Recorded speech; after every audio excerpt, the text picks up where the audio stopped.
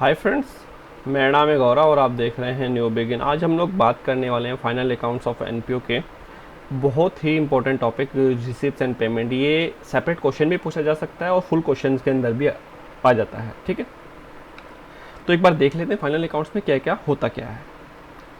सबसे पहले आता है रिसीप्ट्स एंड पेमेंट अकाउंट, दूसरा है इनकम एंड एक्सपेंडिचर और तीसरा है बैलेंस शीट। ठीक है, लेकिन हम लोग इस वीडियो में सिर्फ और सिर्फ शेयर करेंगे रिसिप्ट एंड पेमेंट के बारे में। हम लोग जानेंगे रिसिप्ट एंड पेमेंट होता क्या है और किस तरह से कैलकुलेशंस की जाती हैं, फॉर्मेट किस तरह से बनाया जाता है। ठीक है, receipt and payment account it is real account like a cash book. आप लोगों ने 11th क्लास में तो कैश बुक तो पढ़ा ही होगा। ठीक है, कैश बुक बहुत ही इजी होता है। एक साइड रिसिप्ट होती है, एक साइड पेमेंट की जाती है, बस और कुछ भी नहीं है इसके अंदर रिकॉर्ड किया जाता है। ठीक है, तो इसी तरह मैंने पेन का कलर चेंज कर लेता हूँ, ज़्यादा ठीक रहेगा, येलो कर लेते हैं। Okay, it is a real account like cash book. तो जिस तरह से हम लोग कैश बुक कि हम लोगों ने 11th क्लास में प्रिपेयर किया था, इस तरह से उसी तरह से मतलब कि सिर्फ और सिर्फ नाम बदला है और कुछ नहीं। ठीक है, तो उसकी जगह हम लोग रिसिप्ट एंड पेमेंट अकाउंट बनाएंगे। ठीक है, दूसरा, it is prepare to calculate closing balance of cash in hand and cash at bank. ठीक है, जैसे कि हम लोग जब हम लोग कैश बुक हम लोग प्रिपेयर किया करते थे तो वहाँ पर 2 कॉलम हुआ करते थे, 2 कॉलम भी हुआ करती थी। ठीक है, 3 कॉलम भी थी। तो इसमें क्या है कि हम लोग एक ही जगह एडजस्टमेंट करेंगे, अगर आपके पास कैश बैलेंस दिया हुआ है या फिर बैंक बैलेंस दिया हुआ है। ठीक है, कैसे कैसे करेंगे मैं आपको फॉर्मेट में पूरी एक एक पॉइंट मैं आपको क्लियर कर दूंगा। ठीक है, it is prepared on cash basis. Cash basis यहाँ पे थोड़ा सा कुछ बच्चों को कन्फ्यूजन हो जाती है कि कैश बेसिस होता क्या है। चलिए मैं आपको बता देता हूँ। कैश बेसिस का मतलब ये होता है जो भी आप लोगों ने रिसीव किया या फिर पेमेंट करी, ठीक है, चाहे वो पिछले साल की हो या इस साल की हो या फिर किसी दूसरे साल के लिए एडवांस हो। ठीक है, वो सारी हम लोग रिकॉर्ड करते हैं। अगर ट्रांजैक्शन हुई है तो रिकॉर्ड होगी, अगर कैश में या फिर बैंक के थ्रू ट्रांजैक्शन हुई है तो हम लोग उसको रिसीप्ट एंड पेमेंट अकाउंट में रिकॉर्ड करेंगे, चाहे इस साल के लिए हो चाहे अगले साल के लिए हो। ठीक है, fourth, it start with a opening balance of cash in hand and cash at bank, जैसे कि मैंने आप लोगों को थोड़ी देर पहले ही डिस्कस किया था इस बारे में।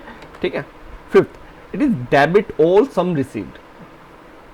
डेबिट साइड में, ठीक है, जो भी आपको लोगों को रिसीव होगा, जो भी आपको रिसीव होगा, चाहे सेल से रिलेटेड हो चाहे कुछ भी, कहीं से भी आपको पैसा आ रहा है, आपके बिजनेस में पैसा आ रहा है, तो वो चीज़, वो आइटम, वो ट्रांजैक्शन हम लोग ज़रूर रिकॉर्ड करेंगे। अगर रिसीव्ड है तो उसको सारी की सारी जो रिसीव की गई है ट्रांजैक्शंस, जो भी पैसा रिसीव किया गया है वो हम लोग डेबिट साइड उसको रिकॉर्ड करते हैं। ठीक है, 6, क्रेडिट इट्स सॉरी हाँ यार, रुको रुको रुको रुको रुको रुको रुको हाँ 6, ओके ओके ओके, ठीक है ठीक है। It is credit all sum paid out. ठीक है, अगर कुछ भी पेमेंट की गई है, कुछ भी पेमेंट की गई है किसी भी चीज़ के रिगार्डिंग, पेमेंट हुई है या फिर कैश ट्रांजैक्शन है या फिर बैंक के थ्रू की गई है, तो हम लोग उसको रिसीप्ट एंड पेमेंट अकाउंट में एंट्री करेंगे। अगर पेमेंट है तो क्रेडिट साइड एंट्री होगी, अगर कहीं से पैसा आ रहा है तो हम लोग उसको डेबिट साइड रखेंगे। ठीक है, 7th, it record all receipts and payment whether they are of revenue और कैपिटल नेचर। यहाँ पे रिवेन्यू और कैपिटल नेचर में फ़र्क क्या है, आप लोगों को 11th क्लास में ये पढ़ा होगा, अगर नहीं याद नहीं है तो मैं आपको फिर दोबारा बता देता हूँ। ठीक है, रिवेन्यू नेचर जो भी आपकी रेगुलर इनकम से, जैसे कि आप कोई प्रोडक्ट सेल करते हैं, फिर कोई सर्विस देते हैं या फिर कोई कहीं से कुछ भी इस तरह का मतलब आपको रिसीव होता है, other than capital, other than. अब यहाँ पे कैपिटल का मतलब क्या आ जाता है, जैसे कि आपने कोई असेट्स थी, आपके पास कोई पुरानी असेट पड़ी हुई थी, 5,000 रुपये उसकी वैल्यू थी और आप लोगों ने उसको 5,000 का, 10,000 का, वट एवर कितने का भी बेच दिया।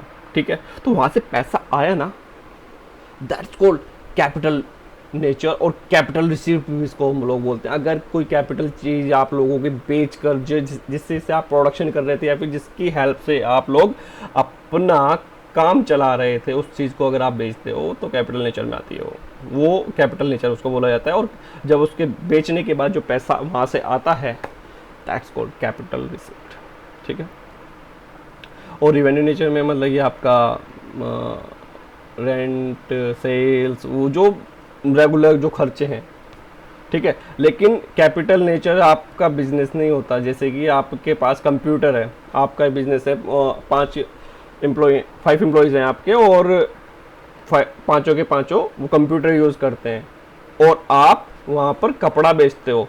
कंप्यूटर ऑपरेटर क्या आपने वहाँ बैठा रखे हैं, आपका काम है कपड़ा बेचना और आपने एक कंप्यूटर बेच दिया। क्या कंप्यूटर बेचना आपके बिजनेस का पार्ट है? नहीं। अगर आप कंप्यूटर बेचते हैं वो आपके कैपिटल नेचर में आ जाएगा, और अगर आप कपड़ा बेचते हैं तो वो रिवेन्यू नेचर में आ जाएगा। बेचते हैं या फिर कोई एक्सपेंस करते हैं व्हाटएवर, इस तरह से एक एक चीज़ हम लोग फॉर्मेट में क्लियर कर ही लेंगे। अगर नहीं समझ में आया तो फिर आप मुझे व्हाट्सएप के थ्रू कॉन्टैक्ट भी कर सकते हैं, कमेंट करके पूछ सकते हैं, ठीक है।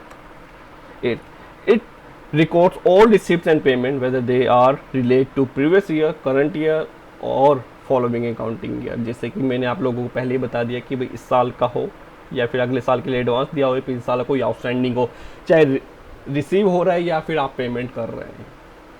मैं दोबारा से रिपीट करता हूँ, चाहे आप वहाँ से पैसा ले रहे हैं या किसी को पेमेंट कर रहे हैं तो वो ट्रांजैक्शन रिकॉर्ड होगी।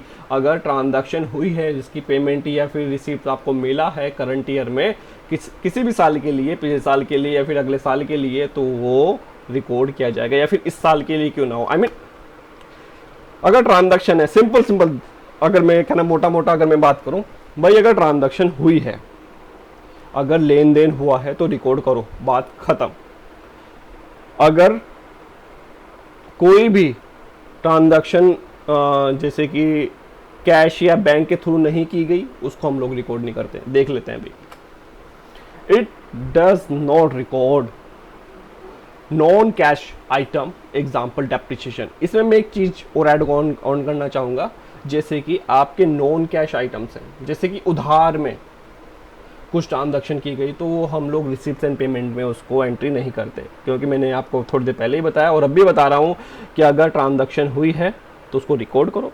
अगर ट्रांजैक्शन एक चीज़ और मैं ऐड करना भूल गया, अगर ट्रांजैक्शन हुई है कैश में या फिर बैंक के थ्रू तो आप उसको रिकॉर्ड करेंगे। और कई बार ट्रांजैक्शन होती है लेकिन उधार में हो जाती है, उधार वाली ट्रांजैक्शन हम लोगों को रिकॉर्ड नहीं करनी बिल्कुल भी रिसिप्ट एंड पेमेंट अकाउंट में, ठीक है। उसका तो सिर्फ और सिर्फ हम लोग कैश या बैंक की ट्रांजैक्शन अगर हुई है तो हम लोग रिसिप्ट एंड पेमेंट अकाउंट में एंट्री कर देंगे। बहुत ही इजी है। एनपीओ में रिसिप्ट एंड पेमेंट बस लड्डू की तरह है, बिल्कुल बहुत ही आसान, क्योंकि हम लोगों ने इसका शुरुआत जो इसकी जड़ थी वो हम लोगों ने 11th में हम लोग ऑलरेडी कर चुके हैं। चलिए, ये है छोटा सा फॉर्मेट, छोटा सा ही है। ये तो आइटम मैंने ज़्यादा डाल दी ताकि मैं आपको थोड़ा सा एक्सप्लेन कर सकूं। भाई थोड़ी वीडियो भी तो बड़ी बननी चाहिए, 15 एटलीस्ट 15 मिनट की तो वीडियो बननी चाहिए ना, तो इस वजह से मैंने बना दिया इसको। तो लगभग जो मुझे लगा कि आप मेनली जो दो बुक उठाई थी मैंने, जो सबसे ज़्यादा बिकती हैं के मार्केट में और अकाउंट्स में जो टीचर्स प्रेफरेंस देते हैं, तो मैंने उनके क्वेश्चंस देखे और जो जो वहाँ पे कॉमन ट्रांजैक्शंस थी तो मैंने सब उठा के डाल दिया ताकि आप लोगों को कन्फ्यूजन ना हो कि भाई कौन सी चीज़ कहाँ पर है। ठीक, चलिए आगे देख लेते हैं। भाई receipt and payment for the period ending on, अगर यहाँ पे भाई 31 मार्च चलो ले लेते हैं 3/2020, चलिए इस साल का ही बना रहे हैं हम लोग, ठीक है। टू बैलेंस बीडी यानी कि ओपनिंग बैलेंस, ये होगा आपका ओपनिंग बैलेंस।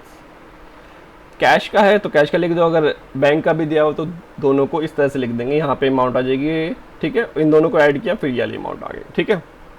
सब्सक्रिप्शन, अगर सब्सक्रिप्शन अगर अभी तक आप लोगों ने नहीं देखी वीडियो, सब्सक्रिप्शन भी मैं आप ऑलरेडी करा चुका हूँ और आप लोग को मैं डिस्क्रिप्शन में उसका लिंक शेयर कर दूंगा, तो आप वहाँ से भी देख सकते हैं।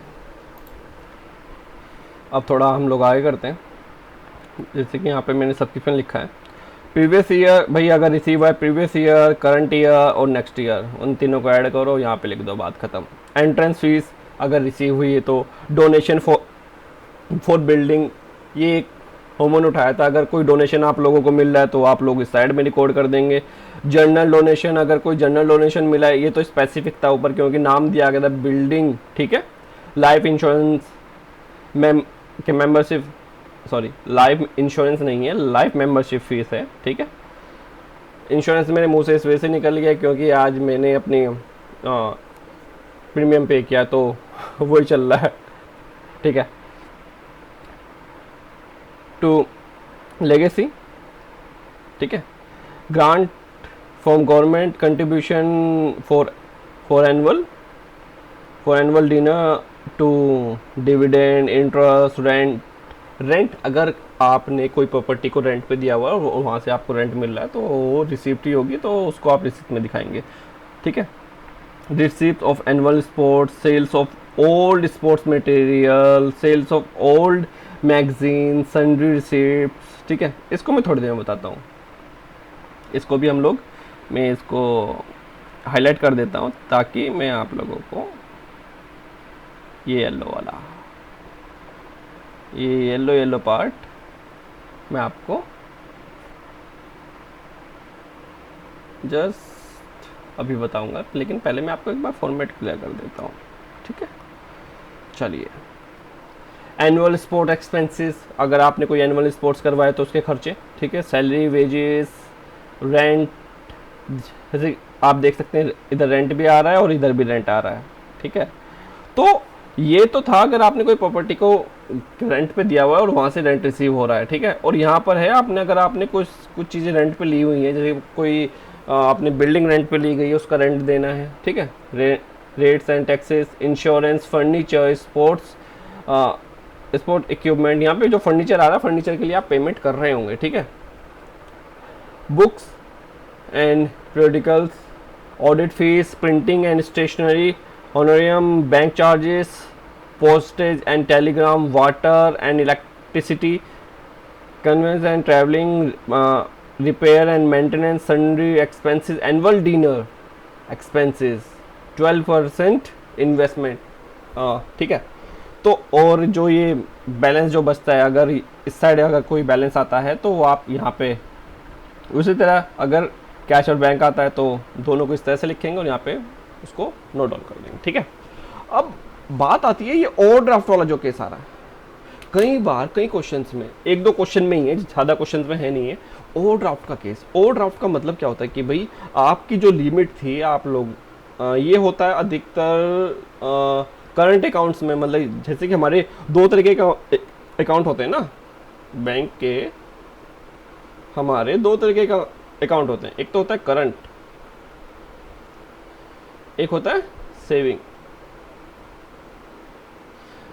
बिजनेस के लिए ऑलवेज ये बात आप हमेशा याद रखिएगा, बिजनेस के लिए हमेशा करंट अकाउंट खोला जाता है, और ये होता है हम लोगों के लिए जनरल, भाई आम पब्लिक, ठीक है, आम पब्लिक के लिए सेविंग अकाउंट, ठीक है। भाई ये जो फैसिलिटीज होती है ना ओवरड्राफ्ट की, ये मिलती है आप एक करंट अकाउंट में। भाई जैसे कि आपके अकाउंट में 1,00,000 रुपए पड़े, आपको सर्विस है कि भैया आप 1,20,000 विड्रॉ कर सकते हैं, ये होता है। यानी कि आपके पास थे 1,00,000 रुपए अकाउंट में, ठीक है, और आपने निकाल लिए 1,20,000, तो 20,000 ओवरड्राफ्ट कहलाते हैं, ओवरड्राफ्ट, ठीक है। अगर कोई ओवरड्राफ्ट बैलेंस दिया हुआ है आपको, opening, always remember opening balance दिया हुआ है, तो आप ओपनिंग को आप इस साइड में लिख लेंगे, ठीक है। और अगर कोई फिर ट्रांजैक्शन करने के बाद इस साइड अगर बैलेंस आता है तो ये यहाँ पे आ जाएगा bank overdraft carry down balance, यानी कि क्लोजिंग बैलेंस, ठीक है फ्रेंड्स।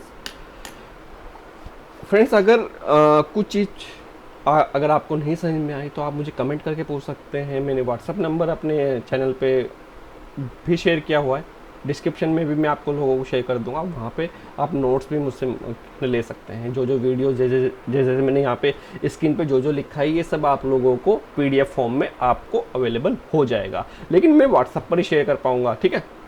मेल वगैरह मैं करता नहीं हूँ। और अगर कोई आपकी स्पेसिफिक कोई रिक्वायरमेंट, कोई क्वेश्चंस अगर आप पूछना चाहते हैं तो आप मुझे क्या ना हमें कमेंट करके आप क्या ना बोल सकते हैं, ठीक है। मैं उसके लिए के ऊपर और वीडियोस क्या बना दूंगा, ठीक है। आज के लिए इतना ही। Thank you so much for watching.